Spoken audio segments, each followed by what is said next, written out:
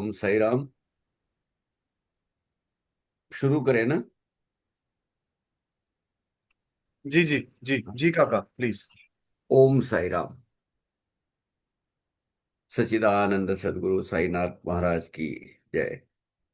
श्रावण का यानी सावन का महीना, ये पवित्र महीना जाता है, गिना जाता है। आध्यात्मिक बहुत अ, प्रसंग बोलो, इवेंट्स, इनका आयोजन इस महीने में होता है। शिव जी की पूजा आराधना इसमें ज्यादा होती है। और हाल ही में मैं परसों ही में जाकर आया, शिरडी में महापारायण, एक रसिक नाट्य मंच उनकी जो संस्था है, और समस्त शिरडी ग्रामस्थ, इनके प्रेरणा से वो शुरू हुआ। आज 31 ईयर हो गए। मुझे याद है पहले पार्टिसिपेंट्स तब मिरानी साहब, मिरानी सर, यानी काशीराम शिंपी, बाला शिंपी, रंगनाथ शिंपी, इनकी जो वंशज है, मिरानी सर, जो कभी साईं बाबा संस्थान के एक विश्वस्त भी रह चुके, उन्होंने ये प्रथा स्टार्ट कर दी।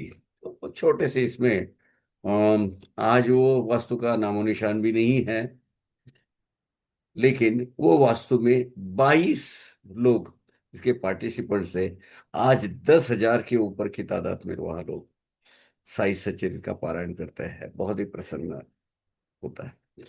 चलिए वापस आते हैं अपने स्टडी पर। हम जरा पहले देखते हैं हमने क्या सीखा लास्ट, क्योंकि ये छठवां अध्याय समझ लो ना, तो आगे का प्रवास एकदम सुलभ हो जाएगा। और समझ पान, साई सचरित को समझने के लिए ये माइलस्टोन है। ये नहीं समझ में आएगा तो आगे कुछ नहीं समझ आएगा, क्योंकि ये बेसिक बुनियाद है जिसमें अध्यात्म की परिभाषा बताई गई है।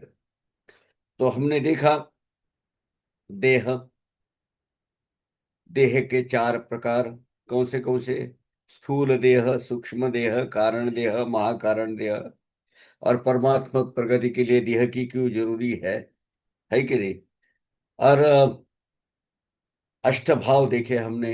हमारी जो भाव भावना है, खासतौर आध्यात्मिक प्रसंग में और आध्यात्मिक कार्यक्रम में, हमारे जो भाव जागृत होते हैं परमेश्वर प्रति भक्ति करते वक्त, उसका वर्णन हमने देखा। उसके बाद भागवत,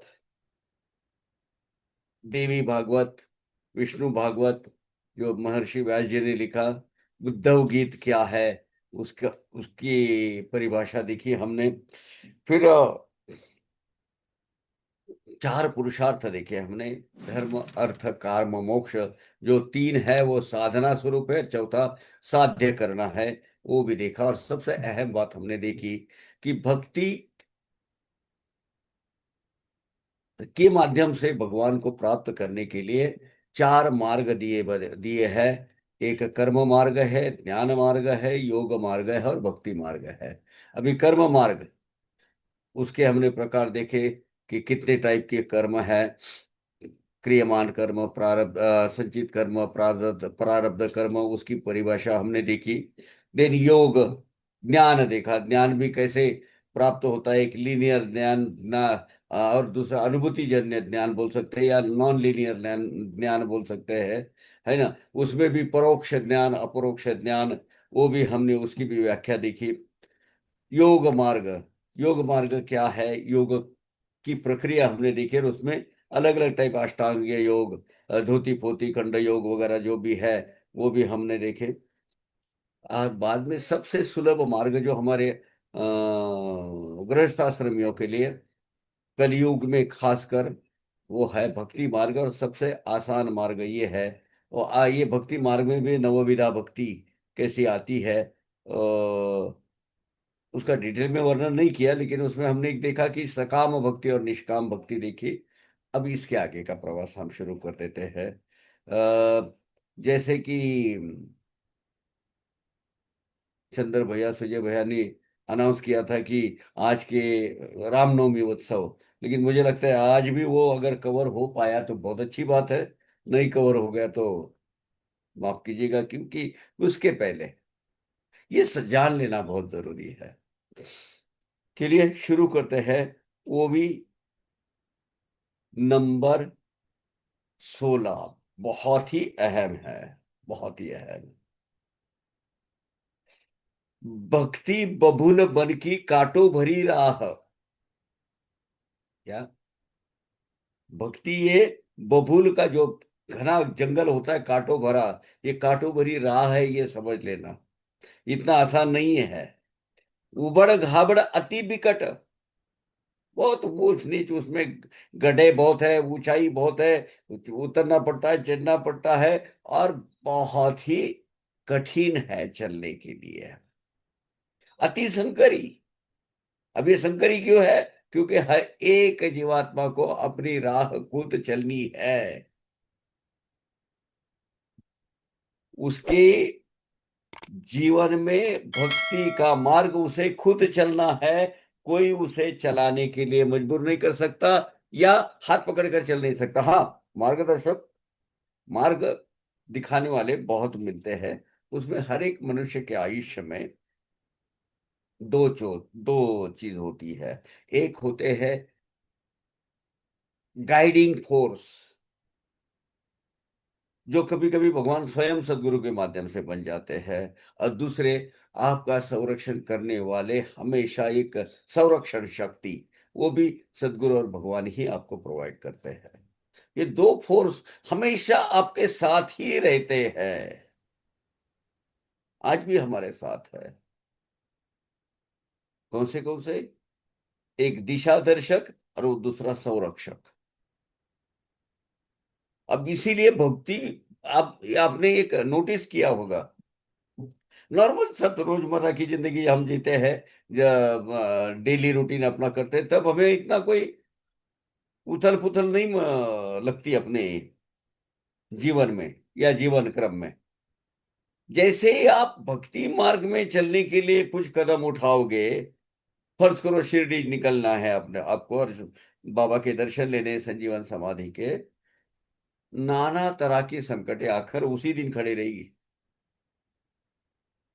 संकट संकट आएगी, समस्या आएगी, हर्डल्स आएंगे, बाधाएं आएगी, कौन सा भी रूप लेकर ये आकर खड़ी रहेगी। उनको आज ही आना होता है। क्यों होता है? क्योंकि हमेशा एक याद रखना, ये जो दुनिया है ना, दुनिया दो प्रकार की फोर्स में डिवाइड है। एक सुरों की दुनिया है, और दूसरी है असुरों की दुनिया। एक सज्जनों की दुनिया है, एक दुर्जनों की दुनिया है। तो ये दुनिया अपने दो गिरोह है, इनके दो गैंग है।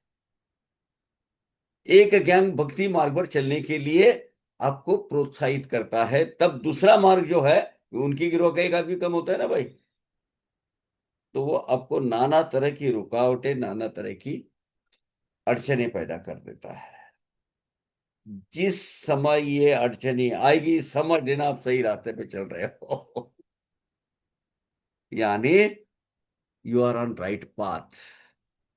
इस पर मात कर इस पर टाल कर जब आप आगे जाओगे, तब समझ लेना ये असुरों की दुनिया आपके कान्नात को नहीं लगेगी। अरे यार, ये ये निकल गया अपने आप में, परमानेंटली उसने वो आइडियोलॉजी अपन स्वीकार की है। अब वो, ये दल नहीं बदलेगा। अभी ये जो दल बदलू होते हैं ना, कोई विचारधारा नहीं रहती उनकी, कोई विचारधारा नहीं रहती। आज ये, कल ये, परसों ये, ऐसे लगे रहते हैं। ये अपना अभी दल बदलने वाला नहीं, ऐसी खातरी ये बाधाएं डालने वाली शक्ति की होती है, तब वो समझ लेता है ये भगवान का हो गया। अभी कैसे कैसे करना है इसमें? लड़ाई झगड़ा करके नहीं।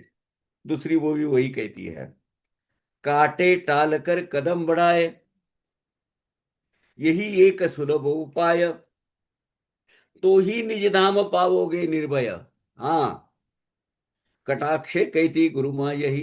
गुरु माँ क्या कहती है? किसी के झंझट में मत पड़ो।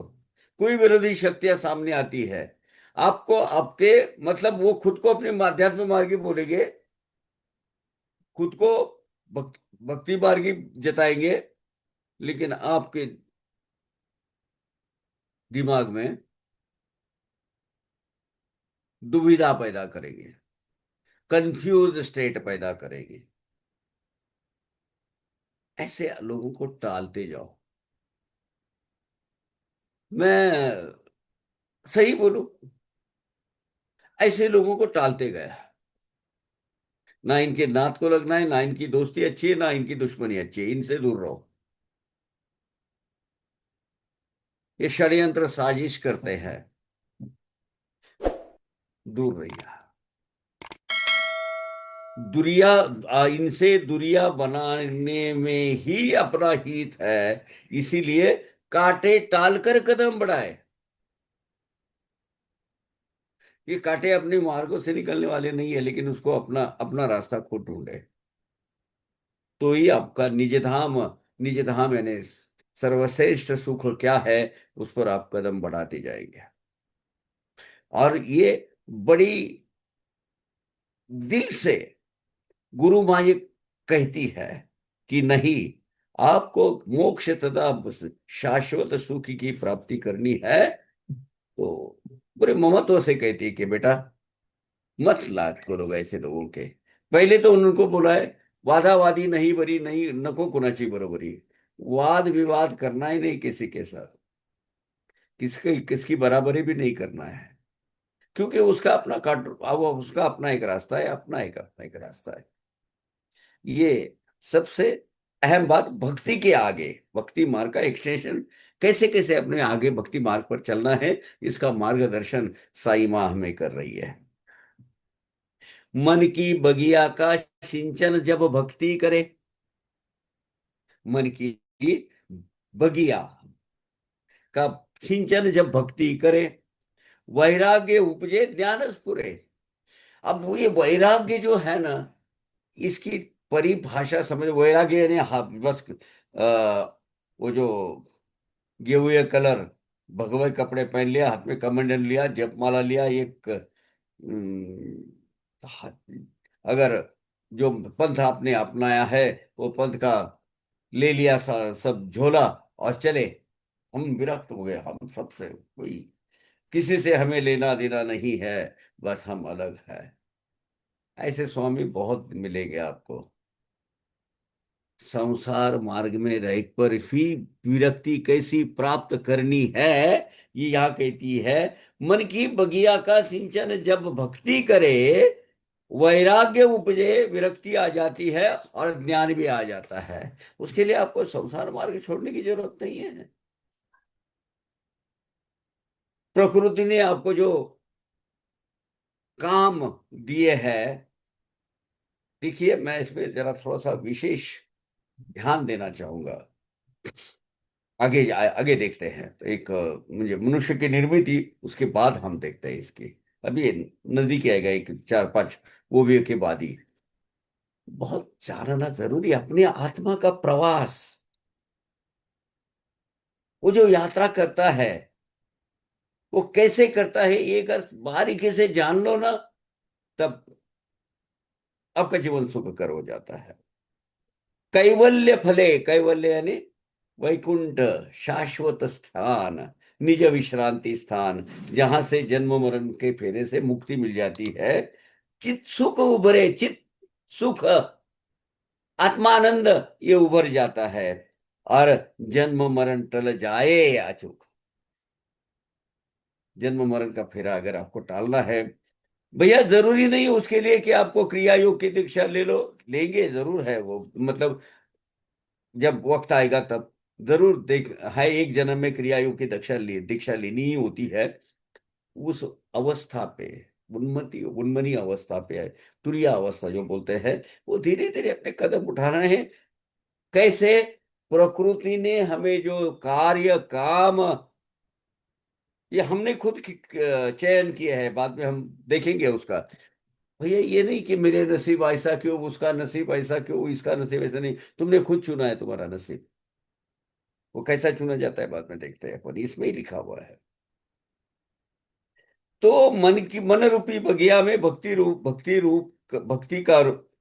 रूपी बीज बोकर उसे धर्म की खाद से खाद्य पोषक खाद्य देकर अपने प्रेम भाव से सिंचन कर भक्त भक्ति की फसल उगाने से तो हम इन संसार के बंधन से ही अवश्य मुक्ति हमें प्राप्त हो सकती है।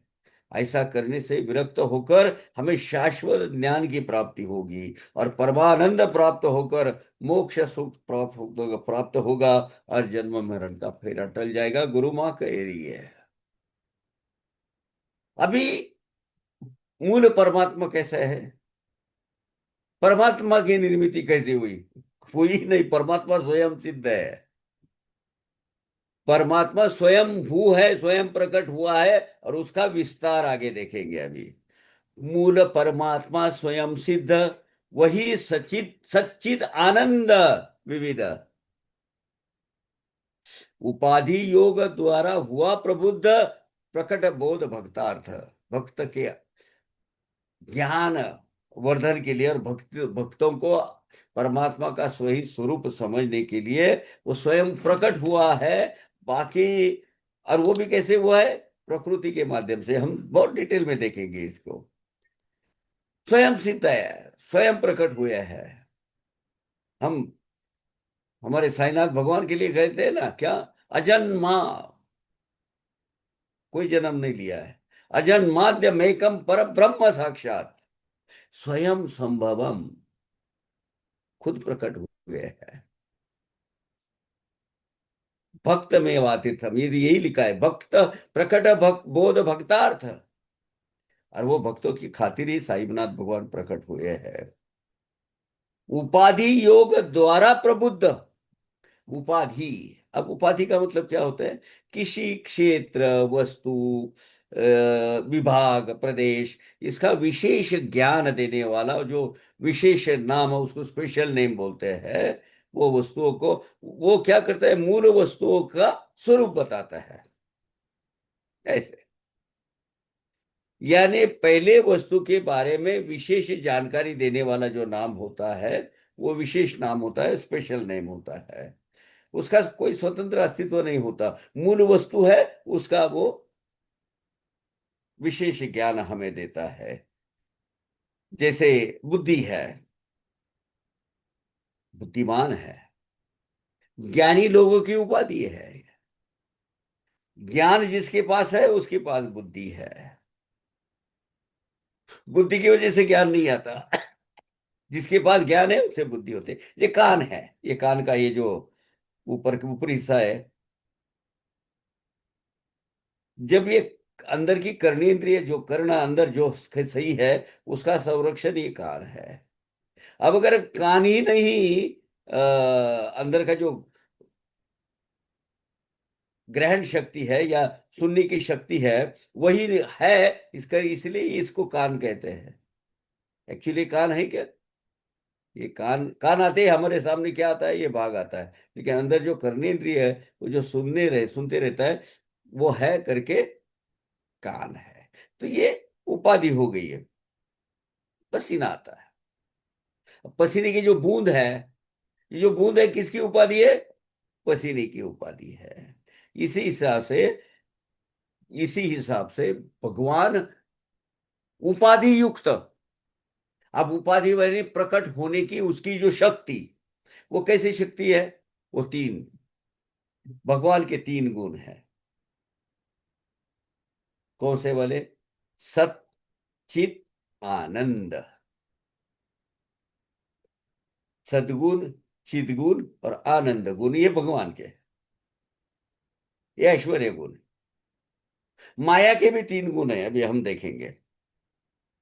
परमात्मा स्वयं सिद्ध होने के कारण निरंतर ज्ञान, चैतन्य एवं आनंद से परिपूर्ण होते हैं। ये तीन गुण है उनके। इस स्वाभाविक गुणों के द्वारा आत्मा अपने वास्तविक स्वरूप को छुपाकर जागृत हो जाती है और भक्तों के उपदेश देने हेतु ये परमात्मा सदगुरु के माध्यम से, अवतार के माध्यम से, सज्जनों के माध्यम से प्रकट हो जाती है। जैसा परमात्मा तीन गुणों से युक्त होता है, वैसी माया भी तीन गुणों से युक्त होती है। शांति से सुनिए। अगर कोई क्लैरिटी चाहिए तो फिर से हम देंगे, लेकिन ये समझ लेना। परमात्मा के कौन से तीन गुण है? सतगुण, चितगुण, आनंद गुण। अब इनके संयोग से आगे सृष्टि कैसे निर्माण होती है वो देखना है। जैसे ये तीन गुण परमात्मा के हैं, वैसे तीन गुण माया के भी है। जैसा यह वह इन त्रिगुणों द्वारा व्यक्त, माया भी बनकर क्रिया प्रयुक्त, सत्व रज तमसे प्रकटाती जगत, करे सुव्यक्त निज गुण।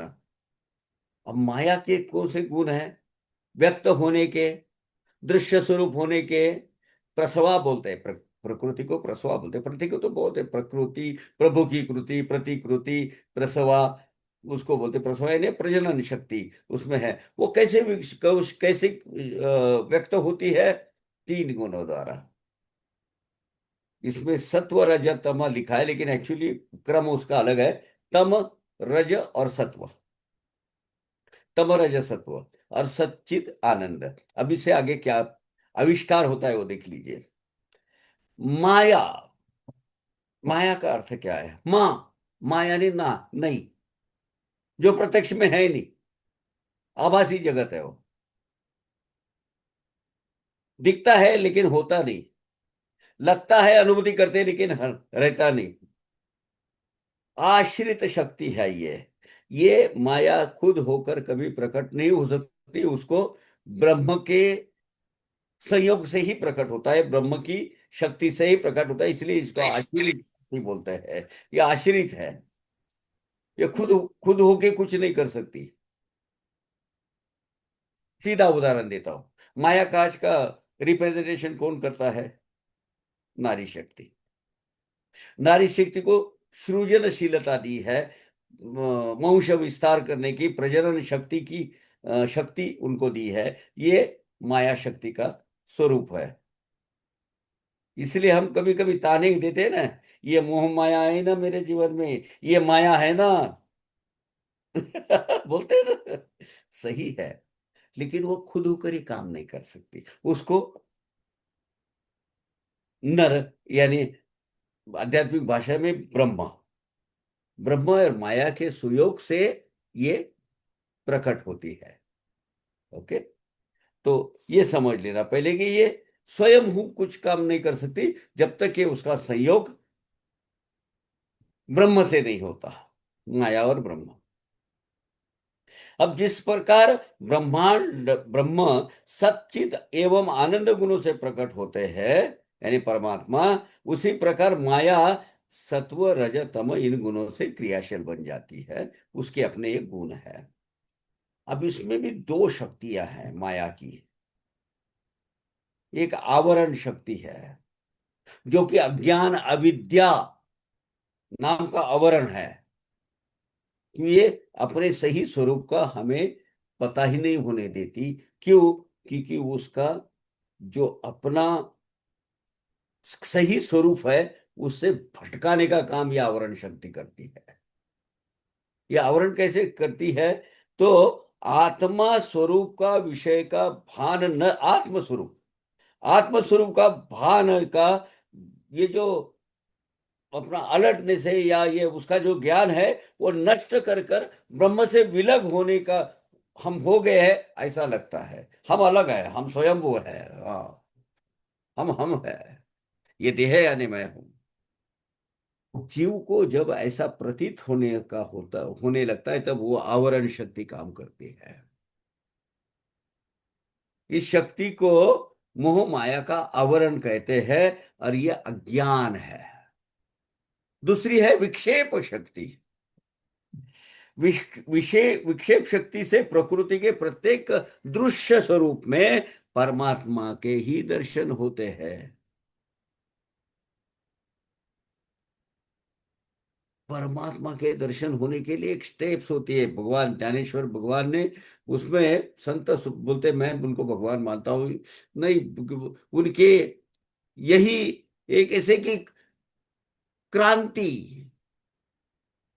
एकदम 360 डिग्री क्रांति वो अध्यात्म मार्ग में की होगी तो भगवान ज्ञानेश्वर ने। हमारा सही स्वरूप जान कैसे जानना है, इसका पहला प्रकट ज्ञान ज्ञानेश्वरी ने दिया। और उसी लिए उन्होंने भावार्थ दीपिका नाम का ग्रंथ लिया, जो आम आदमी के लिए खुला कर दिया उन्होंने। तो ये जो माया है, जो हमें स्वरूप, जो जो विक्षेप शक्ति है, ये इस बात का ज्ञान देती है, क्या? दृश्य स्वरूप में परमात्मा ही परमात्मा है। चित्त वित्त हरी झाला वो साजनी, अवचिता अंगनी म्या देखिएला। ऐसी अवस्था जब आती है ना, मेरा चित्त, मेरा वे चित्त, मेरा वित्त, वित्त यानी अर्थ, धन, और सब सब हरी हो जाता है, हरिमय लगता है। ये जो हम हर पेड़ पौधे, लता, वेली, वृक्ष, जो भी चेतन अचेतन सब जो देखते हैं, ये परमात्मा ही उसमें है। ये ज्ञान जब होता है उसको, ये कौन से शक्ति के द्वारा होते हैं? विक्षेप शक्ति के द्वारा होता है। अब पहले एक एक देखते हैं माया को। माया का थोड़ा सा विश्लेषण करते हैं। माया यानी अविद्या, अज्ञान। इससे क्या क्रिएट होता है? अपवित्रता और दुख, अनात्मा, अनित्य। शुचि, सुख और आत्मा का अनुभव करना, ये जो ज्ञान होता है, वो ज्ञान अविद्या के पास नहीं होता है। अच्छा, ये एक बात है, प्रत्येक जीव मात्र में ज्ञान होता है, वो स्वयंभू है। अध्याय 49 में हम देखेंगे उसको आगे, वो होता ही है। लेकिन वो हमें पता नहीं होता कि हमारे पास है, जब तक कि अज्ञान नाम का लेयर उसके ऊपर पड़ा रहता है। अज्ञान नाम का लेयर होता है, तब तक वो वहां ऐसा ही पड़े रहता है ज्ञान। जब जब वो आवरण निकल जाता है, आवरण जब निकल जाता है, तब ज्ञान प्रकाशित हो उठता है। ज्ञान कैसी किसी बाहर से लाने की वस्तुएं नहीं है, हमारे अंदर ही समाई हुई है। यहाँ इसको पहचाने ज्ञान हो जाता है। जड़ पदार्थों में अभिरुचि रखना, यह भी एक तरह का अज्ञानी है। अब माया को प्रकृति बोले जाता है। प्रकृति यानी प्रभु की कृति, प्रभु की रचाई गई माया, प्रभु की माया द्वारा रचाई गई ये जो कृति है, इसको प्रकृति प्रकृति बोलते हैं। और दूसरा उसका अर्थ है प्रतिकृति। जो परमात्मा पिंड में है, ब्रह्मांड में है, वही अपने पिंड में है। जो ब्रह्मांडी वही पिंडी, ऐसा जो बोलते हैं ना, यानी ब्रह्मांड में अव्यक्त स्वरूप में, या माया के द्वारा जो ये सब दृश्य जात हुआ है, ये एक्चुअली प्रभु की कृति या प्रकृति, प्रभु की कृति बोलेंगे। वो अनुरूप स्वरूप लेकर जो प्रकट होता है, ये ब्रह्मांड की ही प्रतिकृति है, प्रधान। ये भी एक प्रकृति का नाम है। रज तमसत्व, इन तीनों गुणों की साम्यावस्था जब ये साथ में प्रकट होते हैं, तब उसको प्रधान अवस्था कहते हैं। शक्ति भी बोलते हैं माया को। माया अपना स्वतंत्र अस्तित्व तो प्रकट नहीं करती, लेकिन उसको, हाँ, ओम सर, स्वतंत्र रूप से दिखाई देती है। ओम साई राम वैश्यमान भविष्यंत वो, ये स्वतंत्र रूप से दिखाई दी नहीं देती। ब्रह्म अर्थात चैतन्य शक्ति, इस चैतन्य के शक्ति से संयोग होने पर माया ब्रह्म के आश्रय से प्रकृति के रूप में प्रकट हो जाती है। इसलिए माया को शक्ति कहा जाता है। ये भगवान के अस्तित्व से क्रिएट होती है, यानी ब्रह्म और माया, इनका क्रिएशन ये जगत है जो दृश्य स्वरूप में दिखता है। इसलिए माया को शक्ति बोलते हैं। अब देखिए, हर एक आदमी में, हर एक प्रकृति के हर एक जीवात्मा में बोलते हैं हम उसको। जीवात्मा में माया के तीन स्वरूप आपको दिखाई देंगे। कॉम्बिनेशन अलग अलग होगा उसका, परसेंटेज अलग अलग होगा, लेकिन ये तीनों भी घटक इसमें होते ही है आदमी में। ये जो मनुष्य रज तम सत्व इन तीन मूल तत्वों से बनता है। माया द्वारा निर्मित इस प्रकृति की प्रत्येक वस्तु में तीन गुण होते ही है, लेकिन उसका परसेंटेज प्रमाण कम अधिक होता है। अब ये जो तीन गुणों में जो गुण ज्यादा होता है वो अन्य दो गुणों को प्रभावित करता है। कभी कभी बोलते हैं ना, अरे कितना गर्म मिजाज का आदमी है, सदा सदा एकदम ये रहता है, तीखा रहता है। उनका तमोगुण ज्यादा होता है। तमस यानी अंधेरा, हम आगे देखेंगे उसका। ये जो तमस है, वो तमस गुण उसमें ज्यादा होता है, इसीलिए वो अज्ञानी, अज्ञान के प्रभाव में ज्यादा होता है। लेकिन अगर वो शक्तिशाली है तो अनर्थ तैयार कर सकता है, अनाचार तैयार कर सकता है। रजोगुनी, अरे बताया, ये रजोगुनी है, ये एक जगह कभी बैठेगा नहीं, हमेशा कुछ ना कुछ करते रहेगा, क्योंकि उस पर रजोगुण का प्रभाव होता है। और सत्वगुणी जो होता है, तो सत्वगुणी शांत मन का, शांत स्वभाव का, सब जाना हुआ, सुलझा हुआ, मैच्योर्ड पर्सन, बैलेंस पर्सन, क्योंकि उसके अंदर के ये ऐसे लोग भक्ति मार्ग में जल्दी आगे बढ़ सकते हैं, क्योंकि उनका सत्वगुण जो है वो प्रभाव ज्यादा होता है। अच्छा, एक बात है, ये जो तीनों गुणों का प्रभाव है ना, इसका जो कॉम्बिनेशन है, कॉम्बिनेशन हम बदल सकते हैं। ये हम बदल सकते हैं। कैसे? हमारे भक्ति के माध्यम से। जरा वो म्यूट करो जो को भी है, पहले वो म्यूट करो, मैं जी चालू जी करूंगा बाद में। जी जी काका, मैं कर रहा हूँ, मैं कर रहा हूँ। जी, कर दिया काका।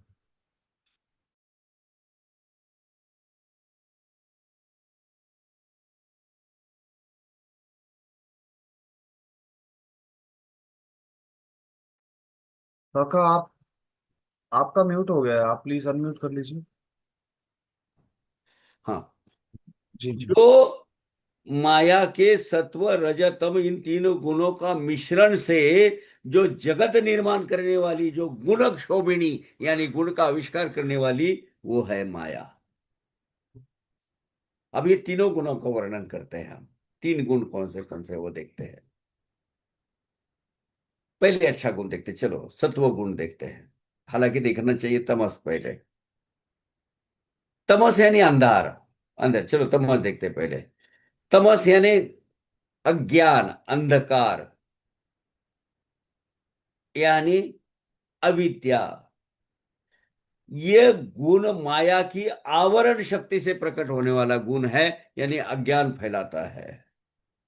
आलस्य, उदासीनता, निष्क्रियता, मूढ़त्व, अज्ञान, इस ये जो होते हैं ना आदमी के दिमाग में, आदमी के जीवन में, वो इस गुण का प्रभाव है वो।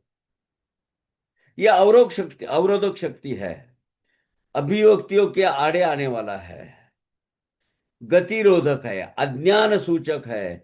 तमोगुण से सभी निर्जीव पदार्थ निर्माण होते हैं, यानी ये जो सृष्टि का निर्माण पहले कब हुआ? जड़, जड़ गुण से हुआ है, जड़। अब इस पे सत्ता चलना बहुत मुश्किल हो जाता है, क्योंकि ये तत्व है ना, जड़ तत्व है। पृथ्वी, पृथ्वी है ना, ये जड़ तत्व है। हमारे अंदर की जो हड्डियां है ना, हड्डियां, ये जड़ तत्व से बनी हुई है। हालांकि उसका जो हलचल होता है, वो मसल जो होते हैं क्रियाशील बनाते हैं, लेकिन हड्डियां अपना खुद का क्या काम करती हैं? मजबूती और शक्ति का। और जड़ तत्व है, उसके अंदर कोई भाव भावना वगैरह नहीं है। इसीलिए तो जब सर्जरी करते तो उसको काटते तो उसको कुछ नहीं होता, लेकिन उसके ऊपर के जो मसल्स है, जो खून बहता है, जो मसल है, जो सेल है, उसको तकलीफ होती है। अंधकार का रंग क्या होता है? काला होता है। इसीलिए तमोगुण का भी, तमोगुण क्या बोलते हैं, काला रंग उसका माना गया है। इस गुण का रंग भी काला माना गया है। ये इसके द्वारा जड़ स्थूल सृष्टि पैदा हो चुकी होती है। आगे देखेंगे अपन, वो आएगा। अभी जिस प्रकार परमेश्वर सच्चित आनंद ये तीन गुणों द्वारा व्यक्त होता है, उसी प्रकार माया का दृश्य स्वरूप भी सत्व रज तम, सत्व से ये प्रकट होती है। और उसी से ये जगत बनता है, उसी से ये प्रकृति है। कैसा कैसा आगे उसका प्रवास है वो देखते हैं। दो दो गुण मिलते हैं, ब्रह्म का एक गुण मिलता है, माया का एक गुण मिलता है, वो देखना जरूरी है। अब ये अलग अलग आकार का होता है, नाम रूप स्वरूप, रूप, रंग, स्पर्श, कार्य इनके अलग अलग होते हैं। इसीलिए बोलते हैं ना, पूरे समूचे जगत में एक सरीके दिखने वाले 7 लोग होते हैं, लेकिन कभी एक दूसरे के नजदीक नहीं मिलते, वो जुड़वा होने के बाद ही। जुड़वा वो अलग प्रोसेस है। लेकिन हर एक का स्वरूप अलग है, हर एक का नाम अलग है, हर एक का रंग अलग है, हर एक का ये नाम रूप रंग गंध गंध स्पर्श सबका अलग होता है। मृतिका का विशिष्ट आकार, मृतिका यानी माटी, माटी को आकार देकर उसको एक घड़ा बनाया जाता है। नाम उसका घट साचार्य, जैसे मृति का साचार, मृति का यानी माटी का एक घड़ा बनाने के लिए एक आकार दिया जाता है। लेकिन जब वो फूट जाता है, तब उसको घड़ा बोलते हैं कि हम, ये तो अभी तो ये खाली क्ले है, माटी है, माटी को आकार दिया घड़ा बन गया, उसको हम क्या बोलते हैं? ज्यादा से ज्यादा माटी का घड़ा बोलेंगे या घड़ा बोलेंगे। अब वो टूट गया, उसको घड़ा बोलेंगे कि वो आकार टूट गया, उसको तो हम उसको ठिकरे बोलेंगे, ठिकरिया, है ना, वो बोलेंगे उसको ज्यादा से ज्यादा। यानी घड़े की पहचान विलुप्त हो गई। घड़े का वो जो आकार है वो विलुप्त हो गया। लेकिन मूल तत्व क्या है उसका? माटी, जड़ तत्व। ये जड़ तत्व है ना, ये थोड़ा मतलब मैंने एक बात बताऊं, कितने भी महान अवतारी शक्तिशाली जो पुरुष होते हैं या संत पुरुष होते हैं, जिनकी ये पंच महाभूतों पर सत्ता चलती है, इस पर इसका अर्थ ये होता है कि माया तत्व पर चलती है, कि माया पंच महाभूतों से प्रकृत होती है, प्रकट होती है। बहुत सारे संत आपको दिखेंगे पानी की सतह पर चलते हुए नजर आएंगे। अग्नि के बड़े महा मतलब दावानल से गुजरने के आने के बाद उनको कुछ नहीं भी होगा। बाबा ये बड़ी तपती हड्डी में जैसे उबलते पानी में भी हाथ डाल के घुमाते थे, अग्नि तो उनका कुछ नहीं कर सकता था। अवकाश में भ्रमण करते हैं, क्षण में यहाँ रहेंगे, पलक झपकते हजारों किलोमीटर दूर कहीं प्रकट हो जाएंगे। लेकिन हाँ, बाबा के भी उदाहरण है। पर्जन्य वृष्टि, ए रुक जा, क्यों मेरे बच्चे को फालतू डरा रहा है। पर्जन्य शक्ति निकल गई, भला की जोर की तूफान आंधी वाली बारिश बाबा के कहने पे निकल गए। पंच महाभूतों पर उनकी सत्ता होती है, लेकिन उसमें सबसे कठिन काम होता है जड़ तत्व का। जड़ तत्व का होता है, उस पे सत्ता यदि अधिकारी व्यक्ति हो उसकी चलती है। इसी बारे में मुझे दो संत स्वरूप, गुरु स्वरूप, भगवान स्वरूप जो भी आप मानो, एक ज्ञानेश्वर माउली, वो चांगदेव महाराज सिंहा ये अपने बाघ पर बैठकर, शेर पर बैठकर आए थे, बाघ बाघ पर बैठे थे, और हाथ में वो बड़ा काल सर्प, उसका वो सर्प है, वो सर्प का उन्होंने कोड़ा बनाया था, और उनको मिलने आए थे आनंदी में ये चार संतों को। कौन? निवृत्ति, ज्ञानदेव, सोपान, मुक्ताबाई, ये सवेरे सवेरे चारों बच्चे बैठे थे।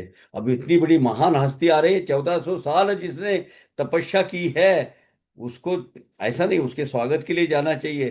क्या चलाई, माटी से बनाई गई, वो माटी पत्थर से बनाई गई दीवार आज भी है वो आनंदी में। चलाई, चल कर गए, दीवार ही चलाई। जड़ तत्व। और दूसरे अवतारी पुरुष। एक बार ऐसा हुआ, तब वो द्वारका माई थी ना, मस्जिद माई शिरडी में, वो जरा गिरने की आवाज से थे, भले डायलेपिटेड बोले थे, उसका जो पुनरुद्धार करने के लिए वो आई, मतलब उसी कगार थी, पतझड़ वो सी ज्यादा हो गई थी। लेकिन दोपहर का खाने के लिए बाबा वहां बैठे, और सब लोग उसके भक्तगण जो बैठते थे बाबा के साथ में, दोपहर की आरती के बाद जो महाप्रसाद सब लाया जाता था, सबको बांटा जाता था, सब साथ में मिलकर वो बैठे। बाबा एकदम खाना खाते खाते बोले, रुक जा, ठहर जा। किसी के समझ में नहीं आया बाबा क्या बोले, ठहर जा। फिर सबका खाना वगैरह हो गया। बाबा हाथ धोने के लिए पीछे बाहर आते तो बाबा ऐसा हाथ पकड़ते थे, लोग पानी डालते थे शिष्यगण, और हाथ धोते थे। बाद में उन्होंने अपने शिष्यों को बोला, शिष्य यानी जो भी अपने भक्तगण बाजू में थे, उनको बोला, यार मेरा वो बिछाना और वो जो चिलम और वो जो टमरेल वगैरह है, जरा उठा के लेके आओ बाहर। बाहर लेके आओ। सब लोग बाहर आ गए।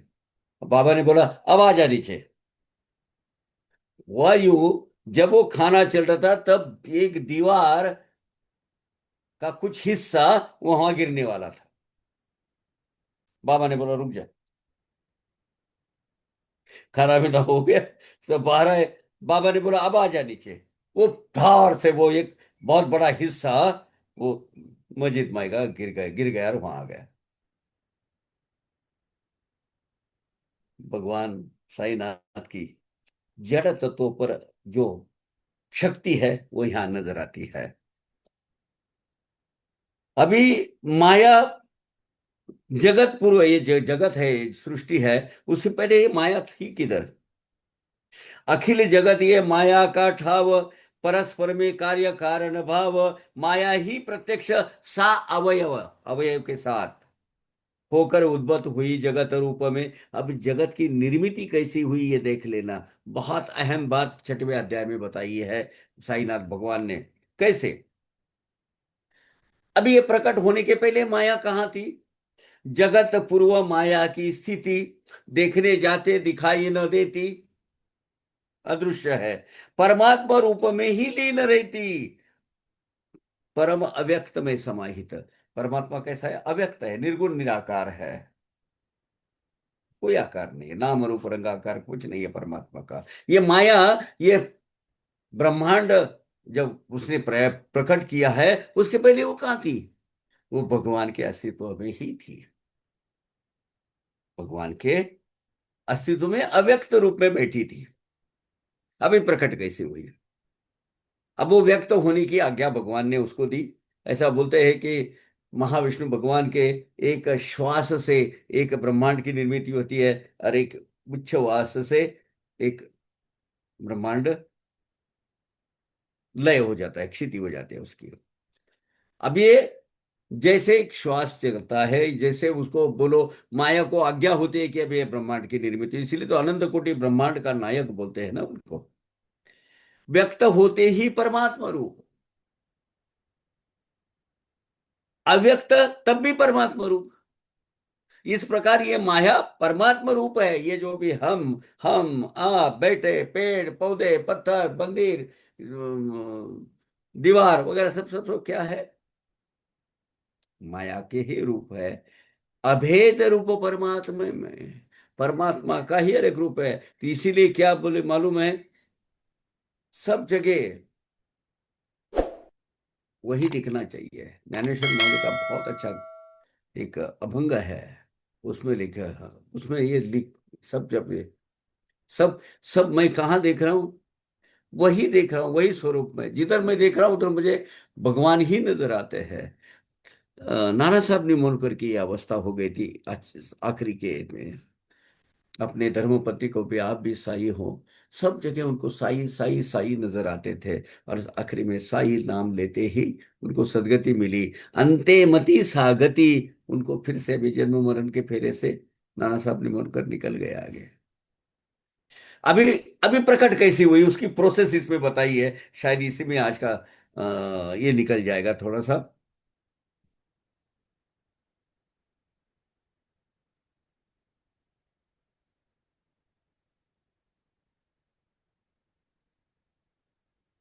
माया ने तमोगुण से जान, जड़ पदार्थ क्रिय निर्माण, निर्जीव न कोई हलन चलन, पूर्ण प्रथम यह क्रिया। पहले क्या तैयार हुआ? ये पत्थर माटी पर्वत, ये तैयार हुए जड़ तत्व से। और जड़ तत्व यानी कौन सा? तमोगुण। माया ने तमोगुण से जड़ पदार्थ किए निर्माण। तमोगुण की सहायता से प्रकृति ने यानी माया ने पहले सर्वप्रथम सृष्टि की निर्माण निर्मिति कैसी हुई है, इसका वर्णन ब्यौरा यहां दिया है, बहुत डिटेल में दिया हुआ है। वे कैसी है? निर्जीव है, अचेतन है, गतिहीन है, पड़ी हुई है। माया की सृष्टि रूप में व्यक्त होने वाली ये पहली कृति है। तो पहले क्या हुआ? अचेतन सृष्टि निर्माण हुई। पत्थर, रॉक, पहाड़, ये सब तैयार हुए। फिर माया के रजोगुण से, अब इसमें क्या हुआ? सृष्टि का अपना न, ब्रह्म का सदगुण, ब्रह्म का सदगुण और माया का तमोगुण एक साथ में आ गए। क्या हुआ? जड़ सृष्टि तैयार हुई। अब ब्रह्म का चित गुण यानी चैतन्य गुण, और माया का रजोगुण, ये दोनों एक आए और उससे ये चैतन्य सृष्टि निर्माण हुई, जान तैयार हुई, चेतना आ गई। पेड़ पौधे प्राणी सब तैयार हो गए। ये दूसरी कृति हो गई। चेतना आ गई, हलचल आ गई। हालांकि कुछ हिस्सा उसका अचेतन रह गया, जो स्वयं हलचल नहीं कर सकता, अचेतन है। लेकिन चैतन्य शक्ति ब्रह्म के चिद गुण से, सत चित, चित गुण से, चैतन्य शक्ति चैतन्य गुण से, और माया के रजोगुण से। रजोगुण हलचल करने वाला है, रजो यानी रजो का, अच्छा सॉरी, वो अपना तीन गुणों का वर्णन में तमो का वर्णन किया हमने। रजोगुण, रजोगुण हमेशा क्रियाशील होता है। इसका कलर थोड़ा सा ऑरेंज टाइप, यानी धूलिकण कैसे होते हैं, धूल, धूल का ये क्या है, उसके कैरेक्टरिस्टिक्स क्या है, गुणधर्म क्या है? एक जगह कभी रहती है कि धूल, अभी यहाँ हवा के झोंके से वहां कि हमेशा कार्यरत रहती है। माया की अक्रियशीलता को क्रियाशील बनाने वाला ये गुण है। हमेशा हलचल चलती रहती है उसकी, कृति प्रवणा रहती है, कृतिशीलता इस अभाज्य, इसमें जो हलचल होती है, ये इसका रजोगुण का प्रभाव है। रजोगुण के कारण ही इंद्रिया विषयों के पीछे भागती है। विषय मतलब, मैं, विषय गुण यानी विषय, रसना के विषय है, कान का विषय है, सबका विषय जो जब कार्यान्वित होता है वो उसी का है। और तम एक सद्गुण क्या है? सद्गुण ये अंधकार मिटाने वाला, प्रकाश करने वाला, आनंददायक प्रकाश करने वाला, ये मूल तत्व है एक्चुअली। ये गुण प्रसन्नता, प्रेम, माधुर्य, शांति, इस स्वभाव का द्योतक होता है। दूसरों की मन की बातें सत्वगुण से ही समझ लेता है वो। सत्वगुण से ही ब्रह्म ज्ञान की प्राप्ति होती है। सत अर्थात सत्य, चिरंतन, निरंतर, सत्ता, मन, बुद्धि, इंद्रियों की कृतिशीलता, इससे वो प्रकट होता है। ये प्रगतिशील, ऊर्ध्वगति, गुणधारक तथा अध्यात्म की प्राप्ति कारक होता है। शुद्धता का प्रतीक होता है, इसलिए उसका कलर कौन सा है? सफेद है। सत्वगुण सफेद, तमसगुण अंधेरा, रजोगुण ऑरेंज टाइप, धूलिकण, धूल होती है ना, थोड़ी लाल माटी जैसी होती है वो। अब दूसरा क्रिया, माया का रजोगुण और भगवान का चैतन्य गुण, उससे चैतन्य आ गया। दूसरी स्टेप्स हो गई। और तीसरी टीप, ब्रह्म का आनंद गुण, सच्चिद आनंद, आनंद गुण, और माया का सद्गुण, रजतम सत्व, माया का सत्व गुण। इससे मन, चित्त, बुद्धि, अहंकार, भाव, भावना तैयार होकर ये हमारा देह बन गया। सर्व सृष्टि जगत तैयार हो गया, प्राणी जगत तैयार हो गया। अबे हमको वाणी की एक एक्स्ट्रा देन दी। कुछ लोगों, कुछ प्राणी मात्र को वाणी की देन नहीं है, इसलिए वो प्रकट नहीं हो पाते। वो जब, ये प्रगत अवस्था है, ये उच्च कोटि उच्च श्रेणी की अवस्था है। परमेश्वर ने क्रिय हुई ये जो मनुष्य प्राणी है, एक प्रगत स्वरूप है, क्योंकि अपने सर्टन एटोनॉमस पावर जो भगवान ने हमें दिया है सत बुद्धि के जोर पर, भगवान का और प्रकृति का सही स्वरूप समझकर हमें आगे की प्रगति के लिए ये प्रगत आविष्कार है भगवान का। ये न्यू इनोवेशन है, मतलब एडवांस्ड वर्जन है। बाकी के है प्राणी जगत वो यही है, लेकिन वो और हम एक ही है, ये जानने का काम कौन करता है? सद्गुण, जो भगवान के आनंद गुण से और पृथ्वी के अपने प्रकृति के सत्व गुण से बनता है। यहाँ पूरा खेल भगवान का खत्म होता है और हमारा चालू होता है। देखा अपना प्रवास, सृष्टि कैसे प्रकट होती है। अब हम कितने तत्वों से बने हैं? 17 तत्वों से बने हैं। हमने देखा, लास्ट सेशन में हमने देखा 17 तत्वों से बने हैं। पंच प्राण, पंच ज्ञानेन्द्रिय, पंच कर्मेंद्रिय, मन और बुद्धि, ये 17 तत्व। यानी इसके लिए क्या बोला है? 17 तत्वों का ढांचा है ना। लास्ट लास्ट सेशन में देखा ना हमने। तत्पश्चात इस माया का सत्वगुण करे बुद्धि तत्व का निर्माण, उसमें परमात्मा का आनंद गुण मिलते ही खेल पूरा पूरा हुआ।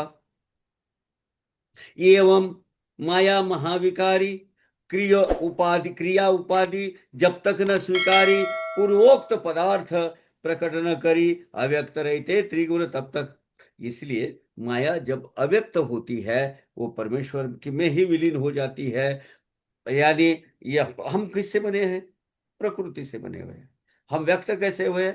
प्रकृति से बने हैं। अब जब इसका ये संसार का संचालन खत्म हो जाता है, तब माया, भगवान स्वयं अवतार लेते हैं और वो एक ऐसा पोषक वातावरण तैयार करते हैं कि जो ये जो सृष्टि चलाने की जो उसकी शक्ति है, वो शक्ति मनुष्य को ये बताने के लिए फिर अपने अपने अवतार भेजते हैं, अपने रिप्रेजेंटेटिव भेजती है। संत होते हैं, सदगुरु होते हैं, अवतार अवतार होते हैं, सिद्ध पुरुष होते हैं। ये किस लिए भेजती है वो सर्वश्रेष्ठ शक्ति? लोग जब थोड़ा सा अपना राह भटकने की कोशिश करेंगे, तब ये लोग आते हैं और धर्म का सही अर्थ बताते हैं। मनुष्य धर्म, ये मनुष्य धर्म यानी क्या? एक संपन्न सुखी आनंदी जीवन जीने की प्रणाली, नियमावली यानी धर्म। जब उसका अलग से अर्थ निकाला जाता है, तब साईनाथ महाराज जैसे अवतारी पुरुष आते हैं और सबका अर्थ, धर्म का सही अर्थ बताते हैं। क्या धर्म है? ये मैं कर्म कांडों में उपचारों में बैठा नहीं है, एक भाव में बैठा हूँ। आप जहां से हो, we are all accountable to one, सर्वश्रेष्ठ शक्ति। क्या है? अनल हक जो है, वो शक्ति सबका मालिक एक है। यही बताने के लिए आज हम आए हैं, क्योंकि हमने बहुत हिस्सों हिस्सों में हमने अपने आप को बांट दिया था। यही कारण है कि हमें ये जताने के लिए ये अभ्यास वर्ग अभी चालू है। गुण गुण अनुरूप कुछ क्रियाएं न करते माया व्यक्त न होए, अव्यक्त होकर रह पाए, सो यही जब स्वीकार्य अक्रियत्व। अब आत्मा की गति के अनुसार, अगर मेरी, मैं अविवाहित हूं, अविवाहित रह गया, या कोई स्त्री अविवाहित रहेगी, उसकी प्रसूति नहीं हो सकती, नर का संबंध नहीं आया, संयोग नहीं हुआ, वो नहीं हुई। जब वो क्रियान्वित होगी तब बच्चे होंगे ना। माया का भी यही है, जब वो क्रियाशील बनती है तभी ये तो सृष्टि प्रकट होगी ना, नहीं तो नहीं होगी। इसीलिए माया कार्य परमात्मा का, जग यह कार्य उस माया का। ये प्रकट जो जगत है, माया कार्य किसका है? परमात्मा का। परमात्मा के अस्तित्व से माया तैयार हुई, और जग यह कार्य उस माया का, सर्व खलविदम ब्रह्मत्व का। सर्व खलव खल इदम ब्रह्म, यानी ये दृश्य जात प्रकृति ब्रह्म ही है। इसकी ज्ञान देने वाला ऐक्य तीनों का, यह वही परमेश्वर द्वारा ही माया की उत्पत्ति होती है। परमेश्वर ब्रह्म तथा माया द्वारा प्रकृति का निर्माण होता है, हुआ है। और परमेश्वर ब्रह्म और माया तीनों तत्व एक ही है, भिन्न नहीं। इसीलिए जो जो भी प्राणी मात्र अपने सहारे, अपने कुछ अपेक्षा से ही आते हैं। आपके दरवाजे पे आया हुआ कुत्ता भी आपसे संबंध होने के सिवाय आता नहीं है। तो क्या करो भैया? भूखे को रोटी, प्यासे को पानी, बेसहारा को सहारा। यही तो हमारे सद्गुरु हमको सिखाते हैं। ऐसी जो ये अभेद अनुभूति कैसे प्राप्त होवे निश्चिति, ऐसी उत्कट इच्छा जिसके चित्ती, वेद श्रुति का करे पठन। अभी ये जो श्रुति का है ज्ञान, इसीलिए बाबा बोलते हैं ज्ञानेश्वरी का पठन करो। क्योंकि ये ना, ज्ञानेश्वरी के 11वें अध्याय से लेके 15वें अध्याय तक, आप 13वां अध्याय, खासकर 15वां अध्याय, सृष्टि की निर्मिति कैसी हुई इसका वर्णन किया हुआ है। उसका एब्रिवेटेड वर्जन यहाँ है। इतना अपने लिए काफी है मतलब। लेकिन अगर किसको ज्यादा जानने की कोशिश करनी है, जरूर कीजिएगा ज्ञानेश्वरी पढ़ के। अब ज्ञानेश्वरी पढ़ के अब क्या हुआ इसमें, ये शरीर में पूरी मतलब परमेश्वर का क्रिएशन का खेल तैयार हो गया। लेकिन परमेश्वर ने और एक चीज इसमें कर दी। इसमें सत असत विवेक बुद्धि के स्वरूप में खुद आकर बैठ गया। उसको मैन बैलेंस कॉन्शियस बोलते हैं। क्या बोलते हैं? Balance consciousness. जो उसके स्वरूप में, हम अगर हमारी प्रत्येक आचार, प्रत्येक विचार, प्रत्येक कृति, अगर इस बैलेंस कॉन्शियस को हाजिर उसको पूछेंगे, उसके डिसीजन से अपनी जो मन की बातें हैं वो अगर फिल्टर करेंगे, तो फिर आगे क्या होगा वो सुनिए। वो बहुत जरूरी है, बहुत जानना जरूरी है। क्या बोलते हैं? सारा सार विचार शक्ति, यानी में ये विवेक, विवेक बोलते हैं। वेद शास्त्र स्मृति स्मृति, गुरु वेदांत वाक्य प्रतीति। गुरु के मुख से आई हुई वेदांत वाक्य प्रति परमानंद करे प्रदान। यही तो परमानंद हमें प्रकट करता है। परमान हमें गुरु के दिखाए हुए रास्ते पर, इसके सिखाए हुए रास्ते पर आप चलोगे, कभी गलत नहीं करोगे। फिर भगवान क्या देते हैं आगे, आगे की वो भी हम पढ़ेंगे उसको। मेरे भक्तों के धाम में कभी न होगी अन्न वस्त्र की कमी। इस अर्थ की श्री साई देते हम ही भक्तों को अवगत सर्वदा। बाबा हमेशा मराठी में उसको बोलते, माझिया भक्तांच्या धामी अन्न वस्त्रास नाही कमी। मेरे भक्त में, भक्तों को मैं बड़े शानो शौकत चाम झाम नहीं दूंगा, लेकिन उनके घर में अन्न वस्त्र निवारा इसकी कमी नहीं होगी, इसकी गारंटी मेरी है। बाबा स्टैम्प पेपर पर लिख के देते हैं। है ना? भूखा नहीं रहेगा मेरा भक्त कभी, ये उन्होंने बोला है। कब? कब लेकिन?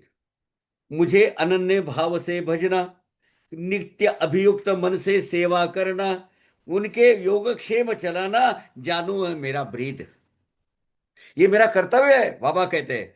मेरे मुझे अनन्य भाव से भजना, नित्य अभिविक्त यानी कंसिस्टेंटली मन से सेवा करना, मेरे अनंत स्वरूपों की। जो ये डाउन ट्रोडन लोग हैं, उनके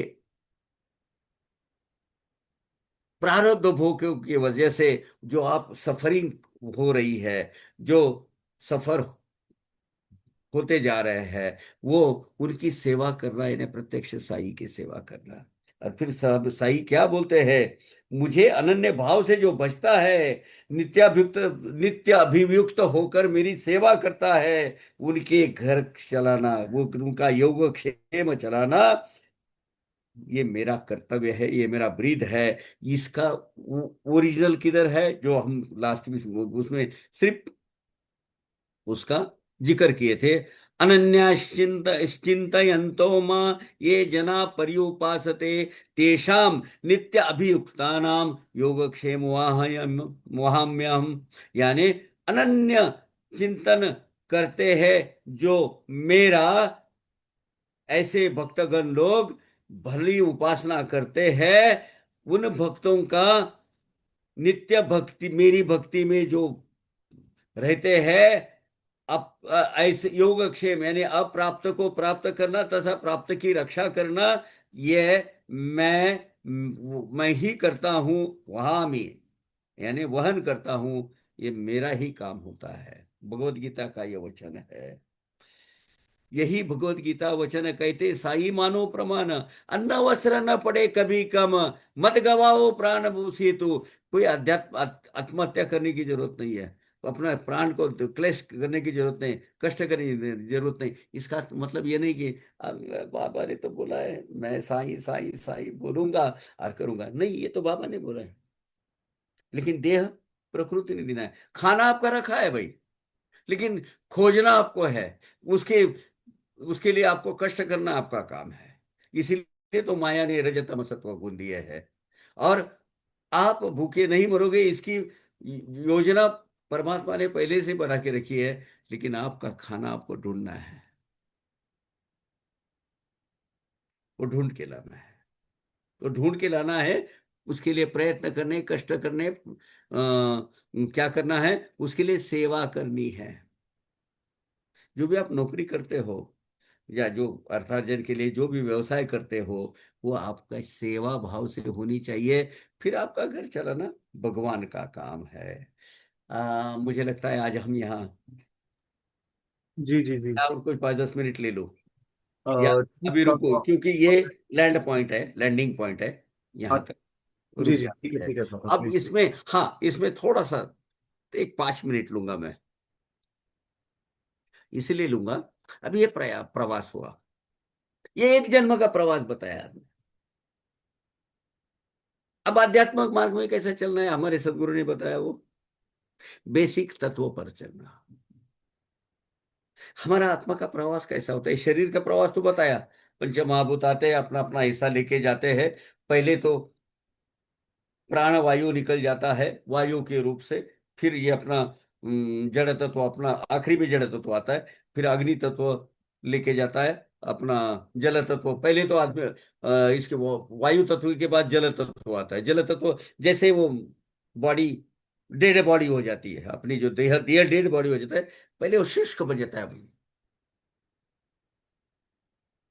चेतना निकल जाती है, वायु निकल जाता है, दूसरा जल तत्व लेके जाता है अपना काम, शुष्क बन जाती है बॉडी। और फिर बाकी के जो आकाश अवकाश मट्टी तत्व है, वो उसको मिला देते हैं, अग्नि तत्व उसका अपना तत्व लेके जाता है।